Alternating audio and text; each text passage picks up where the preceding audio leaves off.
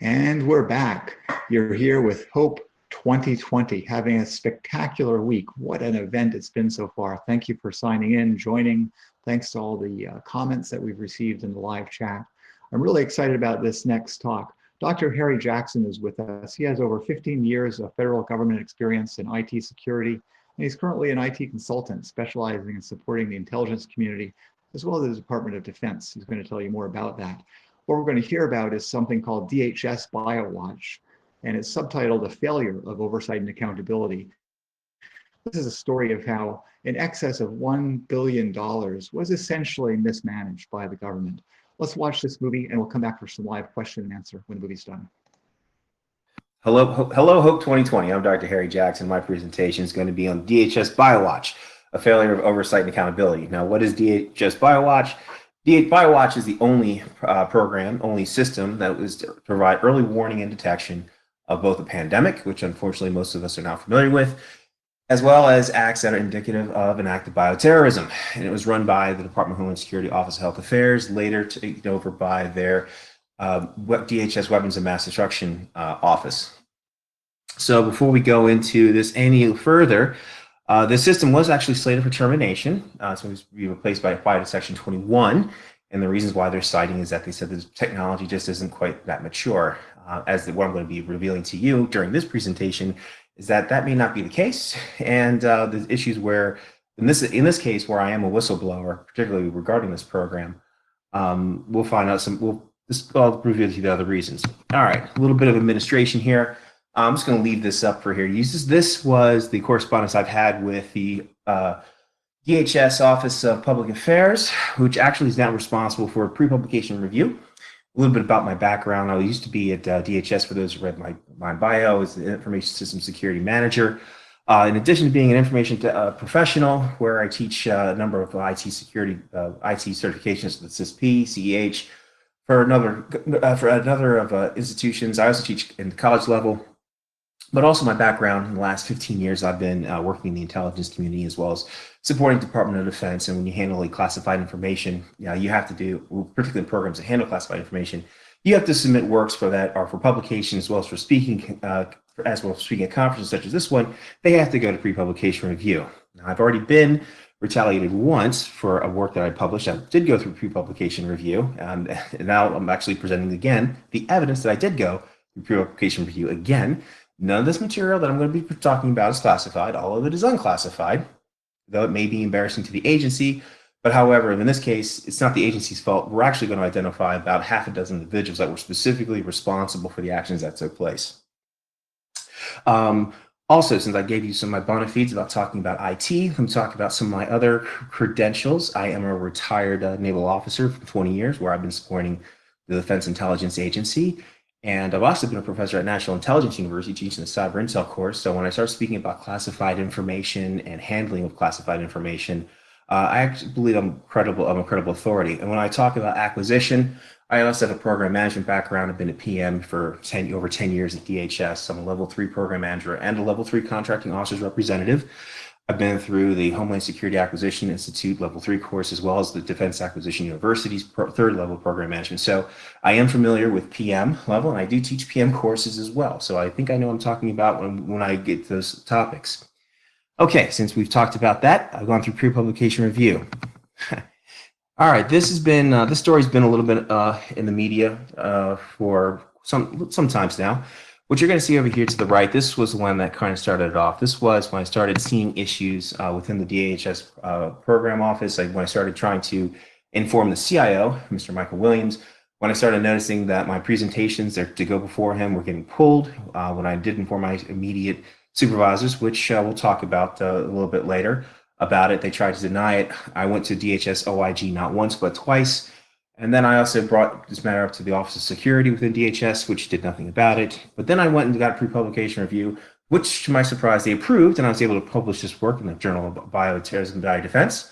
And then the following year later, a few months later, I was retaliated against. But then later on, with about 7 months later, OIG the Privacy Office actually did their own audit on the system and confirmed all of my findings with the issues with this system. And then there have been other issues where we talked about with the system, particularly leaking sensitive data, that was picked up by Defense One, then on the front times of the LA Times, later in 2019. And then with my whistleblower case, which Homeland Security eventually did not want to investigate, then decided to open it when it hit the LA Times again. And then we can also talk about, unfortunately, ignoring the heavy costs of biosurveillance in National Defense Magazine. All right, so that's a little bit about me. Let's go and delve right into BioWatch. I'm going to talk to you about what the purpose of BioWatch, how this system evolved, as the technology system evolved, the funding issues and anomalies that occurred within the system, and the assessment of the fielded system, some of the issues we saw with the systems, with the security plan, the contingency plan, as well as steps that could be taken later on to how to mitigate most of this. Okay.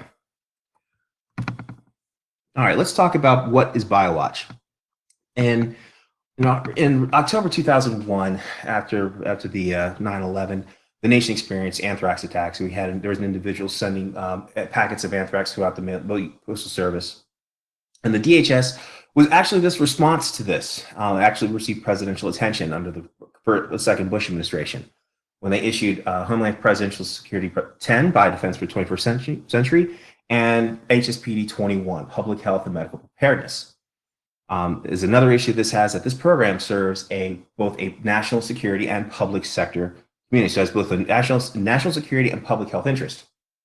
It is the nationwide early detection system to detect pandemics as well as acts of bioterrorism.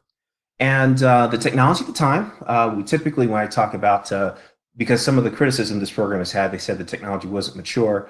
Biodetection technologies have been around since the Cold War era, 1980s and on upward. So within the government, we typically buy things at milestone B. We've done so since the 1990s. And what that means by milestone B is that we have things called technology readiness levels, that there have been technologies that have demonstrated promise within a laboratory environment, as well as prototypes within a simulated operational environment that say that, yes, this is possible, that you can create an early detection, nationwide early detection capability if it was managed appropriately. In this case, with BioWatch, it was not. At the time, when I was there at DHS, BioWatch was managed by the Office of Health Affairs Health Threats Resilience Division. The mission of it was to provide nationwide aerosol detection systems, providing early warning across all levels of government to support public health and emergency management communities to prepare for and respond to biological events. How this would have been helpful back in December of last year.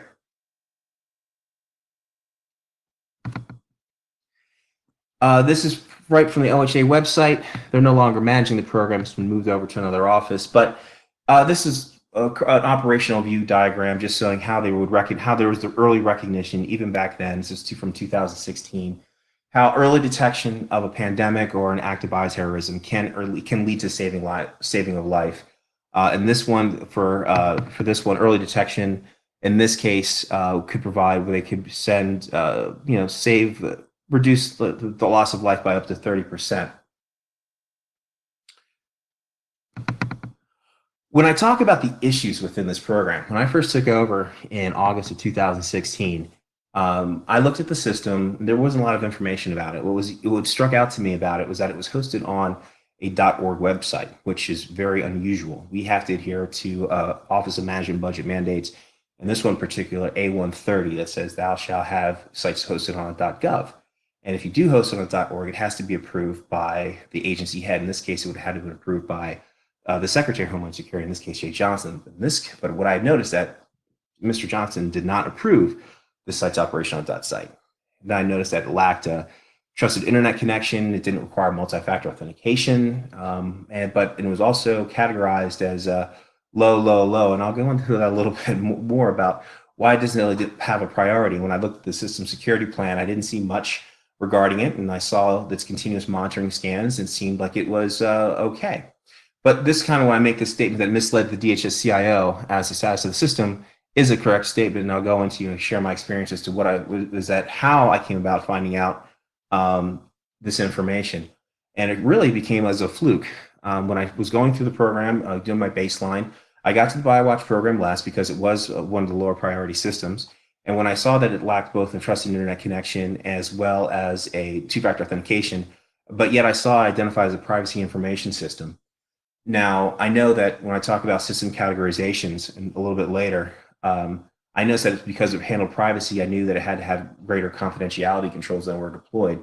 And I knew it had to have a trusted internet connection and two-factor. And so when I talked to my information system security officer for the program, I said, you have to get these things or the system could get shut down.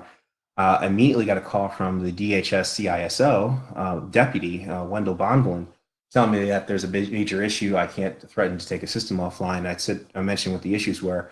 Mr. Bonvillin was also previous ISM of the system back when it was first deployed. So I was kind of curious, and I scheduled a meeting with this office to meet with him about the system. Not only was it on a .org website, it was hosted on in an unmanned data center, an area that we couldn't control, had no visibility, and that they had plans. When I talked to them, they said, "Oh, we have plans to actually migrate the system to another data center." And I said, "Oh, great. Is it going to move to one of the government ones, DC1 or DC2? Those are the two data centers DHS manages, or a FedRAMP approved center, which has a certain minimal level of standards and security?" And the answer was no. But then as we're going in this discussion, then they said that they had a bunch of subsystems deployed on this system. And I was curious, like, there are subsystems?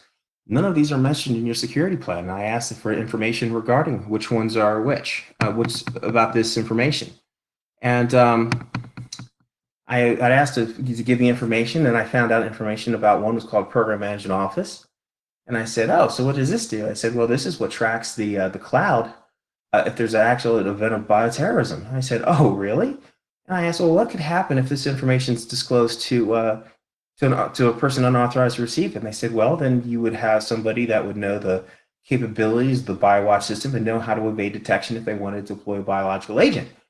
And I said, "Oh boy, that sounds like that your baseline's not low, it could be high, that this could be a national security system, and I need to see this information immediately." And sure enough, and as we'll go into this later, I said, this has classified information on it, and I declared a classified spill. Other things I investigated with this issue not only deal with the mishandling of classified information, it also deals with mishandling and abuse of government funding as well, and gross mismanagement. But what I had noticed in the issues from this issue we'll continue to talk with is that the system had several. When I had my own system, I had the system scanned externally, and I found several critical and high vulnerabilities that were never reported. The system was this program had reported its own scans and sent them in, but when I scanned it, I found that there were several critical and high that were never reported. So I knew that their continuous monitoring scans were falsified. The system had never gone to pen test. Normally we wouldn't have, because its baseline was considered the bare minimal security. And that since the support was launched in 2007, it underwent unrestrained and undocumented growth, as I shared with you earlier about the system security plan. And I talked about the numerous subsystems, and one actually processed stored information at the secret level. Another one was that another subsystem within this that was deployed actually handled all the programmatic information, which itself is a huge issue because it presents a fraud, waste, and abuse issue. It was a privacy system as well, and did not have adequate privacy controls. That was later found in an audit as well. And leadership made inaccurate decisions on how to handle classified information. Now, the issue that we have with .orgs is that one, in this case, most in large enterprises, and for a system that's a nationwide system like this, typically is subject to a change control board, which is important because you want to know what changes are reviewed and approved to go onto this particular system. You want to make sure things work and things don't break. Well, in this case, there was no change control board for the BioWatch program. So they had no record of all the changes that were made. They just knew what the current configuration was, or a record of who approved it. Now, the other issue that is, we talked about third parties not required for a .org is an RMF, meaning that you're going to get to avoid oversight. You're not going to be monitoring the site or web application for security. You're not being subject to OIG audits. You're not being subject to congressional scrutiny. And because of that, the color money requirements, and what I mean by color money is that within the government, you can only spend certain funds on certain things. For example, if you have funds for research and development, you can only use those funds for research and development. If you use money that is given to you for operations and maintenance, you can only use it for operation and maintenance in the system. You can't use that to go make and purchase something else or to use it for travel.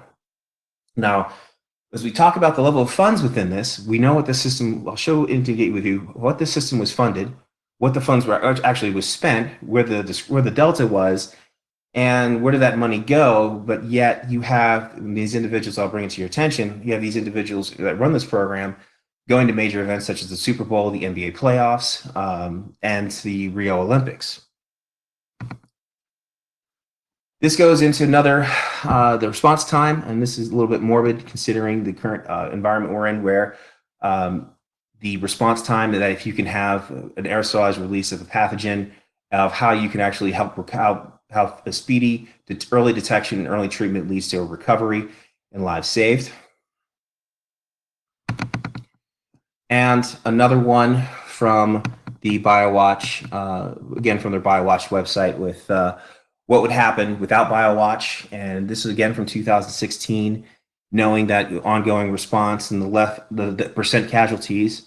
And if you look at day 10 here with 100%, depending on what was released into the area, I think we can look at this in hindsight. That even we look at the COVID, where we know it's like it takes 2 weeks for detection, or to see symptoms occur from initial exposure, but they could see, like, when they're having with detection, they could hopefully respond within 4 days. And another one from the OHA website regarding time to release and triggering into what BioWatch's purpose is for, is to activate national resources in response to a pandemic or active bioterrorism. Now, as I said before, the technology at the time when this was called for was at technology readiness level 7 or 8. Did require some program management to make the system work. When you hear reports saying of false alarms and false alerts, well, the false alerts could have easily been caused by a false flag, because we did see indications when I had it scanned externally that there had been a pen test attempt. I did discover that not only did it lack a trusted internet connection, two-factor authentication, and it was connected to the dirty internet, but it also lacked an intrusion detection system. And during the initial scan we did externally, we was scanned for 30 days from single IP address, and didn't raise a single alert. So they had no way of telling what the system was. So it's quite conceivable that this could have been, that most of the indications could have been due to a false flag. Okay, when we talk about the funding estimates with Generation 2, this is the one where we're currently in right now. The time to detect is at best 10 to 36 hours. We have about 30, not a few hundred units, about 30, and it's projected and funded at about $800 million a year. What they wanted to propose in Generation 3, which was denied because they didn't have adequate requirements developed back in 2015, which they're now proposing again, and Biodetection 21, should be costing anywhere of estimates of about $200 million a year to operate. That's if things are done right. Now, things were not done right. As we saw, this is from 2012 from a conservative group, Judicial Watch, where they discovered that that they had DHS hid records of $1 billion from the system from Congress, and BioWatch being that system. And what they didn't realize that, DHS couldn't find it because the program manager, Michael Walter, and who got approval from Michael Brown and Paul Beckman, were able to get the system deployed on a .org, manage it from a .org. Of course, the records are on a .org. They're not within a .gov. They're not subject to FOIA. There's no accountability, no transparency, and it's a blatant ongoing. And not only that, the system was never even registered with OMB as a major OMB IT major investment. So this is the funding that BioWatch received during its time when I was there from I was there from 2010 to 2017, but this was from the funding from 2007 to 2017. So it was funded about $1 billion from what I was to obtain. Now, I mentioned I'm a core, so I actually got a hand when I started seeing a lot of these problems with the system, particularly when I bring to you the attention, like when I talk about going into more depth about the categorization baseline. I found discrepancies there. I'm like, if this system's funded this much, why is the security so inadequate? So I actually looked up the contract for the vendor that's actually provisioning and deploying the system. So the base funding for this one was you're funded $80 million a year, but the base period funding for 1 year is just a little bit, $10.5 million, with a total funding of $64 million. So I was saying, there's a huge area in this area with this. And that's what I'm going to share with you on this next slide. The funding anomalies showing the projected cost of $80 million, the actual funded amount in millions from 2013 to 2017. That was actually in the remedy system. And I see how much funds they actually committed annually contractually. I mentioned that a little bit earlier over here. But then this is the unaccounted for funds. Like, where did this money go to? Now, as I shared before, this system, the individuals that ran the program, not the technical people, but the ones that were managing it, did use BioWatch funds to go to special events. They went to the Super Bowl, the NBA playoffs, the Rose Bowl, and the Rio Olympics. I think they even went to some NASCAR events too. So a lot of the people, these individuals, went on some vacations. And then we can talk about this is followed up later when Judicial Watch, the watchdog group came in there. This was published in 2020. They found at least $1 billion wasted. They didn't know where it was, but they haven't seen this presentation, and I'll point to you exactly who actually did this. All right, now let's talk about security. Now, I'm going to talk about, it's a little bit boring for those of you that work within the federal government, and I talk about Federal Information Processing Standards. For those of you familiar with it, I'm going to talk about FIPS 199 and NIST 860. So when you have a system, which we follow the Risk Management Framework, or RMF, and you might have seen that on the slides. So the first thing you do is you have to categorize your system. Is it going to be low impact, moderate impact, or high impact? If it's a low impact system, it means it's going to require minimal loss of confidentiality, integrity, availability. But you're going to still be able to provide your primary functions. There's no loss of life. If it's a moderate impact, it can cause a serious damage. It could cause, but it doesn't involve the loss of life or life-threatening injuries. If it's a high-impact system, now remember, this system is to provide early detection and warning of a pandemic and for active bioterrorism. It's a high-impact system if it has an adverse effect on the organization, operations, assets, or individuals, and can cause result the loss of life should the loss of confidentiality, integrity, or availability ever occur. So this is from my InfoSec hat. Now, when we categorize these systems, you have to do it across the three pillars of confidentiality, integrity, and availability. We don't address authentication and non-repudiation. But there are three areas that you have to address it. You can address low, moderate, high across either for confidentiality, integrity, or availability. Now, for a system like that, you could have a system that shows for low confidentiality, moderate integrity, moderate availability, low mod, or if you think it's high all across the board. No, I need to have high. It is a higher severe catastrophic impact if individuals get access to the information that are not authorized to receive it. It could be severe catastrophic if the information is modified by someone not authorized to modify it, or severe catastrophic if it's not available. Now, for this system, and I'll talk a little bit later about secret information that did have a security classification guide, which is your standing guidance on how to secure information. And the best, they said that this system had information classified secret. Secret being defined, anything if it's undisclosed to individuals that aren't authorized to receive it, it could have serious damage to national security. So likely in all cases, you might see the system one would expect to have perhaps a moderate, high baseline categorization. You would think. So that's not actually what occurred for this system. This system's baseline was low. So didn't even, obviously, so I'm sure that for those of you that are following along, might find that to be somewhat shocking, and I certainly did, especially when I found out that they had the operational system actually deployed onto this website. Worse, I mentioned a few of the other controls that it was lacking: two-factor authentication, a trusted internet connection. It didn't have an intrusion detection system, and it was in an unmanned, uncontrolled space, the unmanned data center. To make matters worse, when I looked at what controls they had implemented, even for this baseline of low, they had only implemented 42% of those controls. I mentioned earlier before, it was on OMB A130 web. It was in violation of OMB Circular A130, which dictates that you have to store information on a .gov domain. That's for purposes of accountability and for transparency and accountability. And I mentioned before the other issues, two-factor intrusion and designated as a privacy information system, not handling privacy information. In this case, it wasn't protecting the privacy information of first responders that would be called or deployed in response to a pandemic or an act of bioterrorism. And the system was in operation for some time. Even when I had retaliated and brought up these issues, I actually even spoken to members of Congress about this before.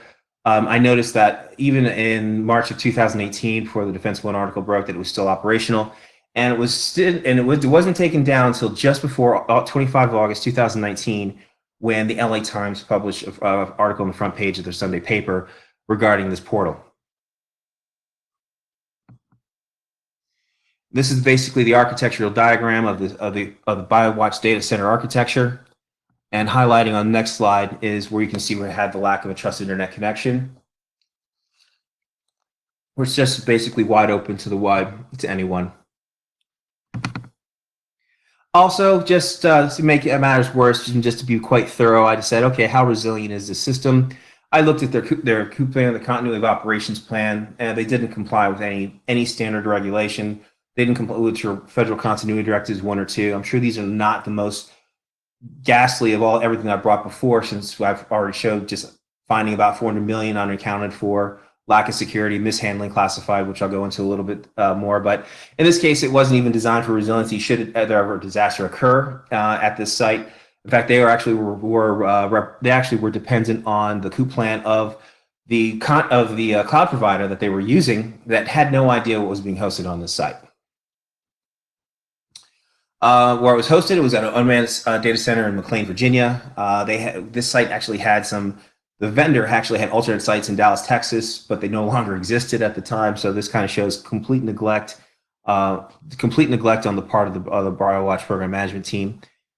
And it was necessarily inconsistent providing a common, the COOP plan actually was inconsistent for providing continuity should a pandemic or a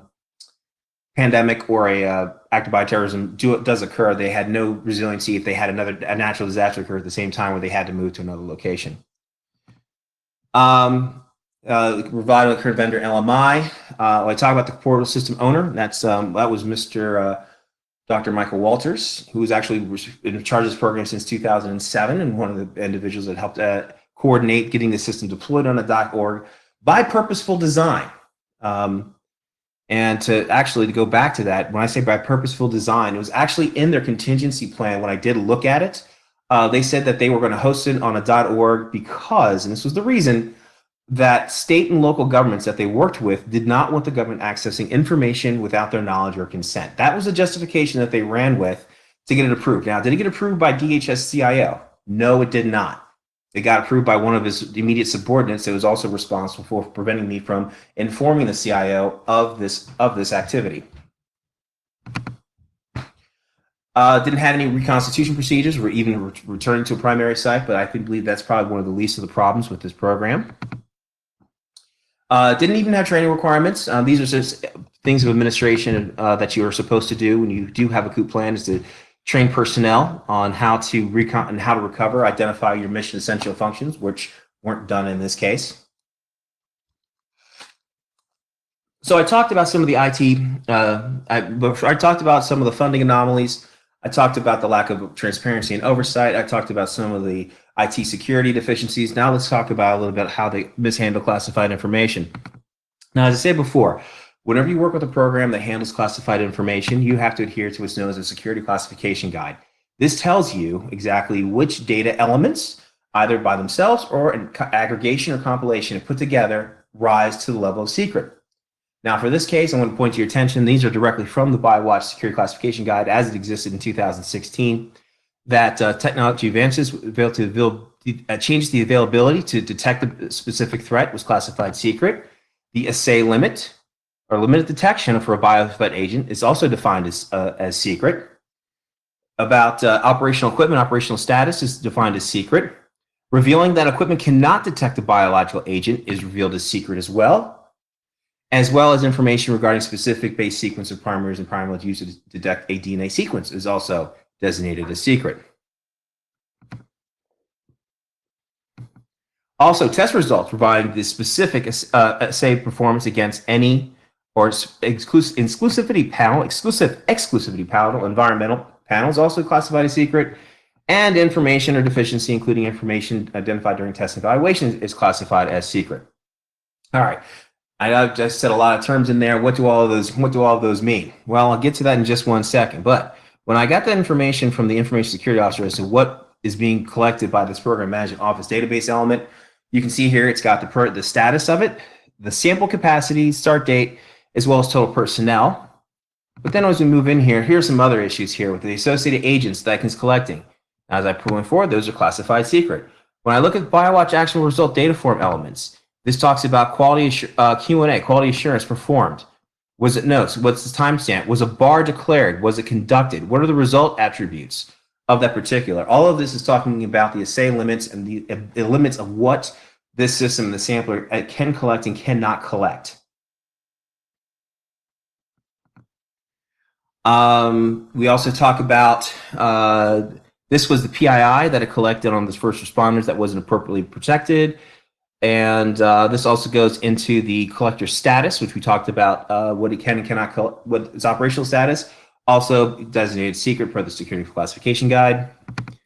And we talk about bar data. What's bar data collect? It talks about the sensitivity, where this is the probability that the laboratory will correctly identify the presence of a targeted pathogen, and the specificity that I talked about a little bit earlier from the classification guide is the probability from the test will correctly identify the absence of a targeted pathogen. But we talk about the sensitivity, which says what it can detect as well as what it cannot detect through false positive and false negative rates. So you can see that, okay, you're collecting bar data that we collect up here. Was it performed? Was it declared? The timestamp conducted? It clearly shows that this is actually collecting information that we considered classified. And when I brought this to the attention of OHA senior officials, and this is a recording we actually had from that conversation, and I can have it on the other posting, and actually have the transcripts available if I can arrange that through 2600 for everyone to take if you want to take a look at it. But this is what they said in this meeting on the 1st, and this is important. They basically said that as this is from the Principal Deputy Secretary, Larry Flutie. He's just new on board, so he didn't know all the history back then, to be fair, that Michael Walter did and was able to get under his nose. But he decided to go to bat for him, and he said, and this is what they told him. They said, from a policy standpoint, we're not going to treat this information as classified, which for those of you that work classified information, that's not the case. That's not how it works. You have to go through a process for that. It has to get approved. You have to update your security classification guide. You just can't say it's too inconvenient. I'm not going to handle the security information appropriately.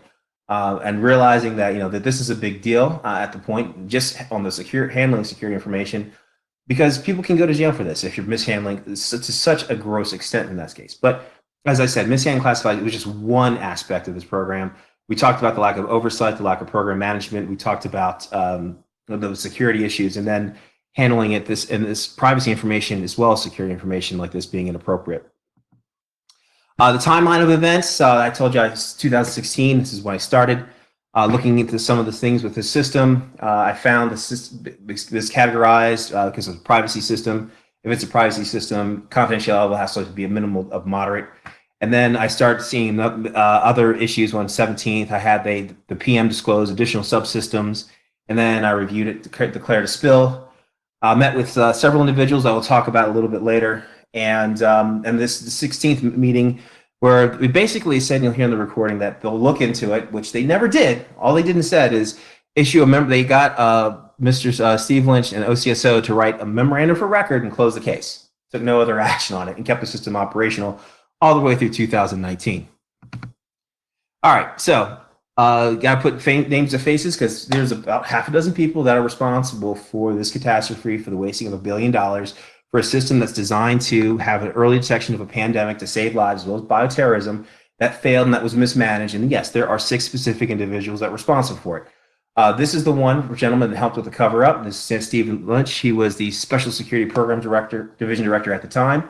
At the time when I was retaliated, shortly later, he was quickly promoted to the Deputy Chief Security Officer within DHS. He's now the Chief Security Officer at DHS, handling clearance issues for personnel. And this is the memorandum for record that he wrote stating that, oh, they met on the 1st and they said that they keep everything operational, which certainly wasn't the case. Other individuals, the laws that they violated by doing this, obviously Title 18, gathering and losing defense information. They're in violation of Intelligence Community Directive 703, protection of classified material, as well as other instructions, executive orders, and Public Law 107. The DHS response, if we do get a chance to play that at some point in time, maybe during a breakout session, you'll actually hear them overruling me as the ISM and allowing the system to operate without any further action, closing the case. And they said they'll try to move it to up, and they're going to upgrade and they said that they'll try to host the site at one of the data centers in a mod baseline. We talk about who's specifically responsible for this. The person who helped coordinate getting the system on the .org, he did have help, was Dr. Michael Walters. He's a program manager. And if you recognize this, back in 2017, when he's off on one of his vacations, he left a sensitive document on the plane behind the Super Bowl. As I was before, CNN personnel, they thought it was sensitive. They believed it to be classified. They didn't have a copy of the security classification guide. I believe if they did, they would probably agree. They would probably realize that it was classified information. Yeah, that's what he left. So this person really had a very lax approach to security and handling things, but he was able to get away with getting this hosted on a .org, handling funds in any way he saw fit. And the individuals that helped to do that without the secretary's knowledge or without the CIO's knowledge within DHS are these two individuals here, Mr. Mike Brown and Mr. Paul Beckman, both of which have moved on to private industry. Mike Brown was the director of the Information Technology Information Technology and Services organization within DHS. Paul Beckman worked for him as one of his risk management division, and Paul Beckman was the information system security manager for BioWatch when it was first deployed.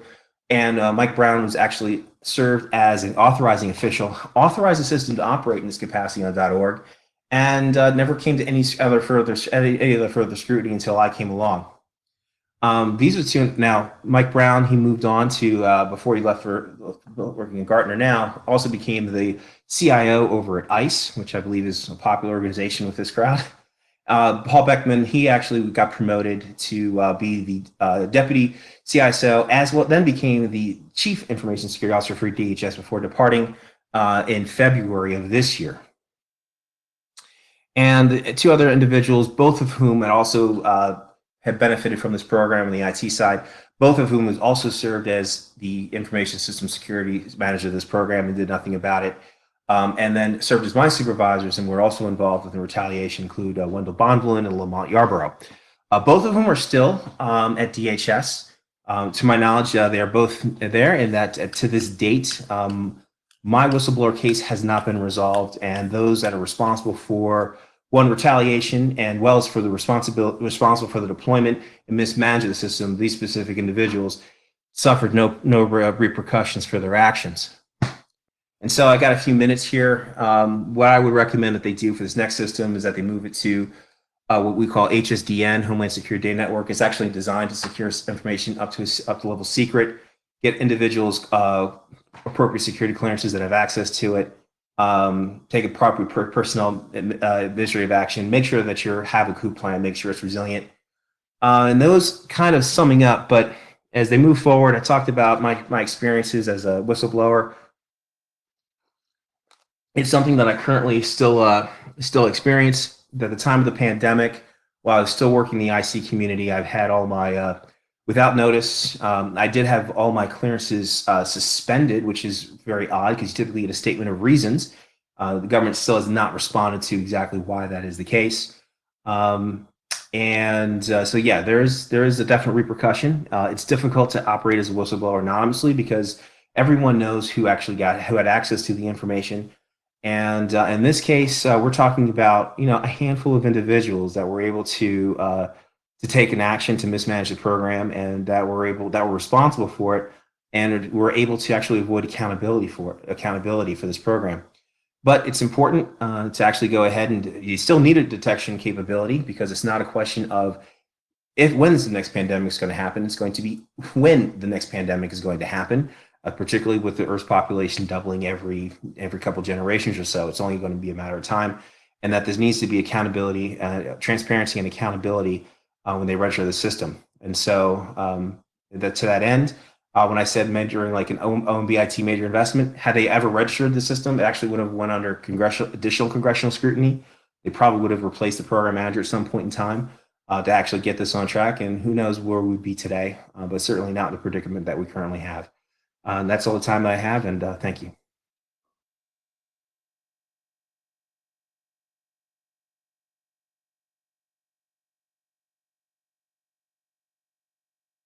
And we're back. That was fascinating. Thank you so much. Thanks for having me. So we have some good questions in the chat. The first one I think would be worthwhile is in the chat, you saw that some people might have been a little confused about your disclosure. Maybe you could just restate about that you didn't include secret data, but that the data fields have collected would be secret. Yes, that's a subtle point, I think. Yes, I'll be very clear about that. Everything in this presentation was unclassified. The data fields I was talking about were the fields of a subsystem that was deployed. Those fields was the data that's actually being collected by that system, and per the security classification guide, they would be classified as secret. Mm-hmm. Yeah, I think that's clear. Thank you for restating it. One of the questions that came up is we wonder how pervasive you think this type of essentially fraud and abuse is, especially in DHS, but maybe you're aware of elsewhere in the government. I mean, this is $1 billion case, right? Is a $1 billion case really common? This was the worst of the worst, right? So yeah, I've seen others where like the Sunflower Asset Management System, that one was about 3 million when I was at CIO. Is it pervasive within the federal space? Unfortunately, the answer is yes. It's been noted before that when DHS was created, that one of the concerns was that individuals could conduct inappropriate behavior and practices and hide behind layers of bureaucracy, which is the challenge when you're navigating a DHS and trying to resolve these issues. Mm-hmm. Do you have a feel? So you definitely have a feel that there's a lot more of it going on. Do you have a feel whether government employees versus individual contractors, or small company versus some of the big companies? I mean, are any worse or better than the others, or is it really across the board, or is it more where you have to have those levels cooperating, which is, I think, part of your story? Right. For part of my story, in this case, these are all federal employees. And from my experience at DHS, it was mostly federal employees that were conducting this type of activity. If a contractor were to ever do that and it were to be known, they could be blackballed, which is known as or CPAR, as a bad evaluation, where they would no longer be able to do business with the federal government. Mm-hmm. Even the biggest contractors, because you mentioned at least one of the very biggest contractors in your presentation. Well, yes, you're talking about one that was certainly complicit. You're talking about LMI, but they were doing as they were directed to do. They were running. Yes, they were by falsifying, continuous monitoring scans, but they handed it to the government oversight. In this case, Mike Walter, who knew that they were falsified and forwarded on to headquarters. And we're thinking that the health and the security of the system is adequate when it actually wasn't. Mm-hmm. Yeah, that's fascinating, and yeah, I think you're telling us that really it does happen all the time, but the government employees have to be part of it. The actual feds. Yeah. We had a question. As you can imagine, people are very interested in your experience as a whistleblower, and you've shared that to a great extent. And could you maybe summarize what you learned about the whistleblowing process, and also maybe you have advice for other security professionals that might, come across information as you did? Well, we talk about the whistleblowing process. I knew about the whistleblowing process, followed the whistleblowing process, and it did not protect me at all. Bringing it up to senior leadership that I had within DHS, is just for those of you who are thinking about ever whistleblowing. This was documented. I did bring it up to the supervisor at the time where I mentioned my presentation. That took no action. I then tried to escalate it to the CIO in briefs and presentations. Again, those were being pulled by my immediate supervisor, so I could not present that material. I then went to the office of I did go to the OIG's office to report this as well per the process, and was told that they should refer me back to my supervisors. At which point in time, I then reached out to a colleague who is also an OIG with the DoD. We rephrased my complaint and my concerns, brought it to their attention again. At which point they again at this point in time again denied us to just go back to the referring agency. At that point, as a whistleblower, I then went to, before you even talk to the media, I decided to go to Congress, and I've been before the House Intelligence Senate Oversight Committee, as well as the Government of Homeland Security and Government Affairs, and I briefed them.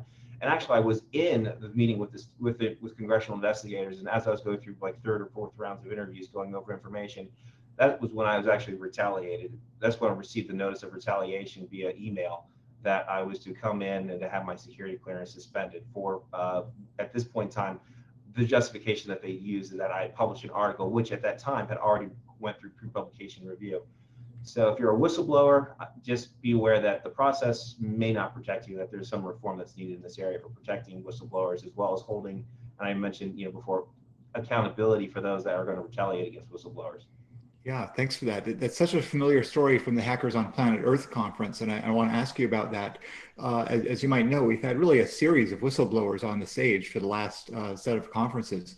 These include people like Thomas Drake and William Binney, who had, I think, a pretty similar experience to you of trying to work within the system, trying really hard, and retaliation and so forth. We also have people that took a different approach, including Chelsea Manning and Ed Snowden on the Hope stage. But I guess I'm wondering, really two things. One is, where do you see yourself in that, if you do, in that sort of mixture, and maybe there's more people that we haven't heard of as much than these really big names. And I'm also curious about if you would characterize a little more your motivation, even to go public, because that's something we've heard a lot about from some of these other folks. Ed Snowden wrote a whole book about it. Well, within the spectrum, I'm definitely not a Snowden or Manning. I went by the book and worked within the institutional framework. What forced me to talk about this publicly is what's known as a forcing function. For example, this site was not taken down, no attempts were made to make it more secure, more resilient, until it was publicly released. So I talked about that front news page article within the LA Times. My case within DHS as a whistleblower was not going to be investigated. Initially, I had received a notice from Brian Volsky over at DHS Whistleblower Protection Unit that they do not investigate matters in which clearances are suspended for less than a year. Only then, when my story came to light, did they decide to reopen the investigation. From my understanding right now, that there's a big turnover of personnel, and they still have yet to look into this matter. So yes, at some point in time, as a very last resort, that yes, you do have to sometimes go to the media to have openness and transparency, and to bring to light what is actually going on, what has been done, what are the continuing ongoing violations. And in this case, this is a national safety issue. The system had two functions. It was a national security mission, and it also had a public safety benefit in early detection of pandemics. Yeah, thank you for that. We had a great question in the chat, because I think we're all technical people, and we tend to compartmentalize and treat things sort of factually. But this must have had a tremendous emotional toll on you. And we had a question that basically says, did you get emotional support outside of the agency, especially to help you to cope with this this whole situation? Friends and family that are aware of it, that's about it. There are other whistleblower resources that are out there, but this case, there's a lot of different moving parts, and just getting somebody to wrap their heads around like what all the different aspects of it. It's kind of hard to explain. It takes a lot of different sessions, but I've had personal friends and family to help support me through this. Yeah, it's what a story. I think we're getting towards the end of our time here, and I think you did say this already, but I'd like to give you the opportunity to say it again. Is what advice or lessons learned would you share with other contractors or other government employees that are in situations similar to you? With the current framework of whistleblower protection or lack thereof, have an exit plan. Plan a different career. Obviously, know when you actually have to make that decision that you have to blow the whistle. In this case, I thought it was just so pervasive. It was one of those things like, all right, maybe I do follow my sword on this one, because they are mishandling almost $1 billion. They are putting life at jeopardy. I mean, and they're actively fighting me when I'm trying to bring up the issue to get it resolved. And yeah, I would just say have an exit plan, plan a second career at that point. Wow, yeah, that's pretty stark advice, actually. So, well, we're at the end of our time, and fantastic presentation, great discussion. Thank you so much. This has been Dr. Harry Jackson, and this talk has been DHS BioWatch, a failure of oversight and accountability. Thank you again, and we'll be back shortly with our next talk.